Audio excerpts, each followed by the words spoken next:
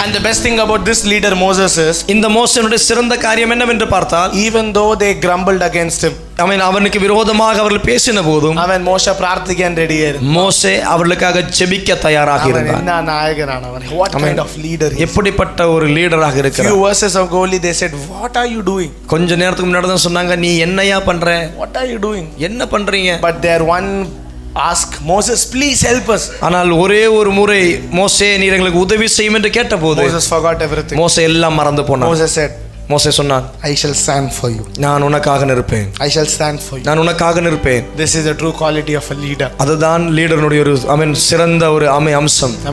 He shall stand again and again. மறுபடியுமாக உங்களுக்காக இடுவிலே நிற்கிறவர். He shall stand again and again. அவர் மறுபடியும் நிற்பார். I shall remember there is one believer in our church. நான் இப்பொழுதும் நினைத்து பார்க்கிறேன், என்னுடைய சர்ச்சில் ஒரு விசுவாசி இருந்தார். The whole church is against him. சபை முழுவதும் அவருக்கு விரோதமாக இருந்தது. But my dad still loved him. ஆனால் என்னுடைய தகப்பனார் அதிகமாக நேசித்தார். I say why do you love him? நான் கேட்டேன், ஏன் இன்னைக்கு அப்படி நேசிக்கிறீங்க. My dad says, அப்பா சொன்னார், he's a sheep into my hand. எந்த கையில் கொடுத்த ஒரு sheep, என்னுடைய கரங்களிலே தரப்பட்ட ஆடாக இருக்கிறான். 99 good ones may be there. 99 நல்லது இருக்கும். But I don't want that one lost to go away. ஆனா அந்த ஒன்று தொலைந்து போக என்ன விருப்பப்படவில்லை. That's what God did for us also. அதுதான் ஆண்டவர் நமக்காகவும் செய்தார். 99 he left. ஆமென். 99 அவர் விட்டு he came in search of that one. ஆமென். அந்த ஒரு ஆடை மாத்திரம் தேடி வந்தார். Amen. Our leader is a great leader. நம்முடைய லீடர் பெரியவராக இருக்கிறார். Amen. How many of you can say thank you? Amen. Thank you Lord for becoming our leader. ஆண்டவரே, நீர் எங்களுடைய தலைவர் ஆனதுக்காக நன்றி என்று சொல்லுங்க. Thank you for becoming my God. என்னுடைய தேவனாய் மாறினதுக்காக நன்றி என்று சொல்லுங்க. That's why we love this celebration. அதற்காக தான் இந்த நாளை நாம செலிப்ரேட் பண்றோம், சந்தோஷப்படுகிறோம். Every God wants to take life, but my God came down, lived as a man, gave his life and showed what is a true leadership. எல்லா தேவர்களும் உயிரை எடுத்த போது என்னுடைய தேவன் எனக்காக உயிரை தந்து உண்மையான அன்பு என்ன என்பதை காட்டி தந்தார். He showed. Amen. அவர் காட்டினார். He showed. Amen. காட்டி தந்தார். That's what Bible says in the Old Testament. அதான் பழைய நியமத்திலே வேத வசனம் சொல்லுகிறது. I mean, every priest needed a lamb. எல்லா லேவியர்களும் அவர்களுக்கு ஒரு ஆசாரியர்களுக்கும் ஒரு விளக்கு தேவைப்பட்டது. lamb ஆட்டுக்குட்டி தேவைப்பட்டது. ஆட்டுக்குட்டி இல்லங்கி there is no sacrifice. ஆசாரியருடைய கரத்தில் ஆட்டுக்குட்டி இல்லை, ஆனால் பலி இல்லை. Bible says, வசனம் சொல்லுகிறது, every priest needed a lamb. எல்லா ஆசாரியர்களுக்கும் ஒரு ஆட்டுக்குட்டி தேவை. In the book of Leviticus, லேவியராகமம் புத்தகத்தை வாசிக்கும்போது, they will tie all the sin and leave the lamb into the desert, and they call that lamb scapegoat. எல்லா பாவங்களையும் அந்த ஆட்டினுடைய கழுத்திலே கட்டி வனாந்திரத்தில் விட்டு விடுவார்கள்.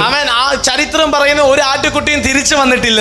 சரித்திரம் இப்படியாக சொல்லுகிறது, ஒரு ஆடு கூட திரும்பி வந்தது கிடையாது. The book of Matthew, ஆனால் மத்தேயுவிலே சொல்லுகிறது, ஒரு ஆட்டுக்குட்டி போய், ஒரு ஆட்டுக்குட்டி போனது 40 ദിവസം മരുഭൂമിക്കകത്ത്, 40 നാൾ മരുഭൂമിയിലെ ഇരുന്നത്. പാപത്തെയും ശത്രുവിന്റെ ശക്തികളെയും തകർത്ത് പരിശുദ്ധാത്മാവിന്റെ ശക്തിയോടെ തിരിച്ചു വന്ന ഒരേ ആട്ടുകുട്ടി. He is my priest, he is my lamb. I want to introduce you my leader.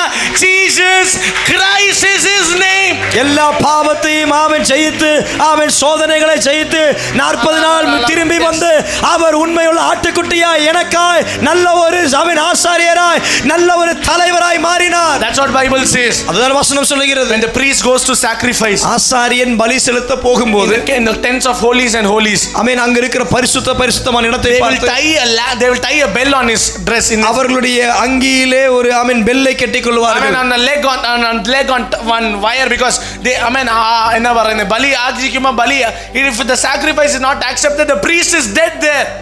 அந்த வஸ்திரத்திலே ஒரு மணி இருக்கும், காலிலே கயிறு கட்டுவார்கள். அந்த பலியை கர்த்தர் ஏற்றுக்கொள்ளவில்லை என்றால் ஆசாரியன் மரித்து போய் விடுவார். So they will pull.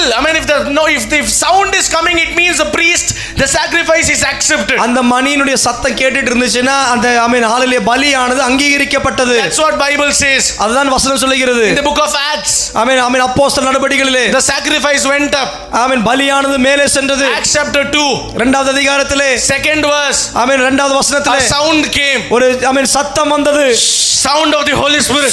பரிசுத்த ஆவியுடைய சத்தம் வந்தது. Like a wind, the sound of the Holy Spirit. காற்று போல பரிசுத்த ஆவி இறங்கி வந்தார். God said, sacrifice accepted. என்னுடைய பலியானது அங்கீகரிக்கப்பட்டது. Today morning I look at some people and I say, இன்றைக்கு மாலை வேளை சிலரை பார்த்து சொல்ல விருப்பப்படுகிறேன். in this resurrection service, இந்த உயிர்ப்பின் நாளிலே, I serve him because he is my priest, he is my lamb, he is my leader, his name is Jesus Christ. அவர் என்னுடைய ஆசாரியர், அவருடைய தலைவர், அவருடைய ஆட்டுக்குட்டியானபடினாலே அவரை நான் இரட்சகராக சொல்லுகிறேன். Amen.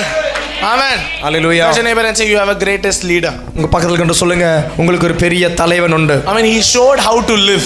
எப்படி வாழ வேண்டும் என்று காட்டி தந்த He தலைவர். said, if you go to a marriage, don't sit at the front seat, sit at the back side. நீ கல்யாணத்துக்கு போனா முதல்ல போய் உட்காராத, முன்னாடி போய் உட்காராத, பின்னாடி உட்காருன்னு சொல்லி கொடுத்தவர். He said, if somebody comes against you, forgive him 70 times. உனக்கு விரோதமா யாராவது வந்தா மன்னி அவனை 70 முறை மன்னின்னு He சொன்னார். did not show, he lived and showed it for you. அவர் சும்மாக சொல்லவில்லை, அவர் வாழ்ந்து காட்டினார். This season I declare Capital City Church. Amen. Capital city search உங்களை பார்த்து நான் அதிகாரத்தோடு கட்டளையிட்டு சொல்லுகிறேன், Let's follow our leader. நம்மளுடைய தலைவரை நமக்கு பின்பற்றுவோம். That's what Moses said. அதுதான் மோசே I சொன்னார். know you grumbled against நீ me, எனக்கு விரோதமாய் பேசினாய் என்று but I தெரியும். shall still pray for you. ஆனால் மறுபடியும் நான் உனக்காக I ஜெபிப்பேன். shall stand for you. நான் உனக்காக நிற்பேன். I shall show you the love of Christ through me.